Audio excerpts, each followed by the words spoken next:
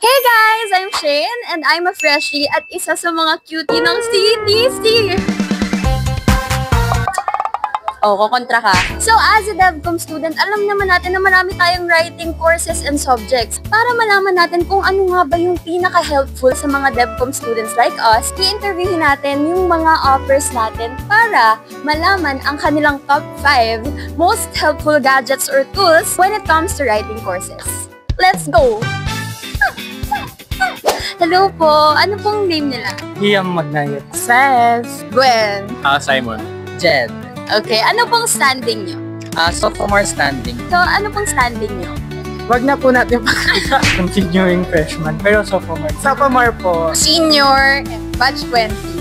Sophomore standing. So, ano po yung top 5 na most used gadgets or tools nyo when it comes to writing courses?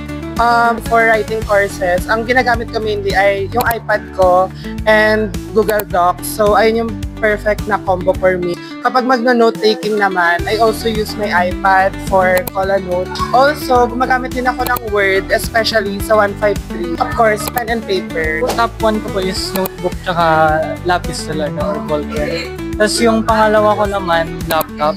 Kasi most of the time, dun talaga nagsusulat. Yung app na ginagamit ko is Word.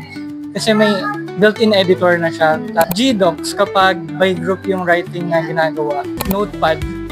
Doon ko nilalagay yung mga notes or kaya yung mga comments ko about sa isusulat na topic. Number 1, I can realize, number 1 talaga dapat Google Docs kasi it's really efficient. It has all the necessary tools that you need para makapagsulat na maayos. Kasi save siya sa Drive. Kasama ba yung Google Drive? Yeah, okay. Ayun, yun na yung second kasi madali makapag-compile. Any phone ngayon na-release within this decade siguro ay pwede nang gamitin for videos or for recording. Laptop, any laptop that was made in the past decade. Phone and laptop kasi first are portable, madali-dali. Grammarly or Quillbot. Yeah, kasi syempre hindi naman tayo perfect and meron talaga tayong mga makakaligtaan na grammatical errors. First of all, yung traditional talaga na pen and paper, pag nagsusulat ako, parang mas nailalabas ko kung ano man yung gusto kong sabihin. Grammarly, although AI siya, parang dun ka magkakaroon ng idea kung ano yung mga bagay na need mong ma-improve, yung steps to clear and effective writing. I think kasi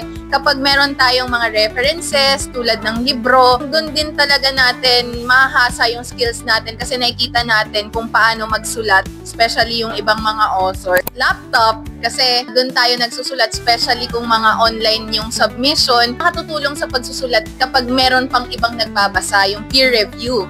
And minsan, hindi naman siya available. Pero I think, kapag na-utilize mo yung ChatGPT in an ethical way, halimbawa, pwede kang magsabi na, how can I improve my writing? Kapag may mga nabigay siyang mga comments na you can improve on your sentence clarity, ganon, I think na makakatulong pa rin naman yung ChatGPT.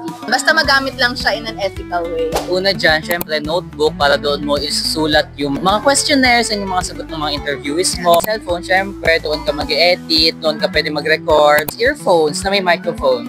Highlight doon sa may microphone kasi mahalaga siya para doon sa mga interviews para malinaw yung audio. Laptop kasi mas comfortable ako magsulat ng mga news, mga articles kapag nasa laptop kaysa nasa phone. Pinakamahalaga, lalo na pag English, grammar. Siyempre, nakaka-anxious naman pag ipapublish yan kasi may maling grammar. Grammar checker. For grammar checker lang. Pero grammar lang guys, wag yung content. Yeah, thank you po! Thank you so much! Thank you, thank you. And those are their top 5 must-have gadgets or tools. That's it for this video. Bye!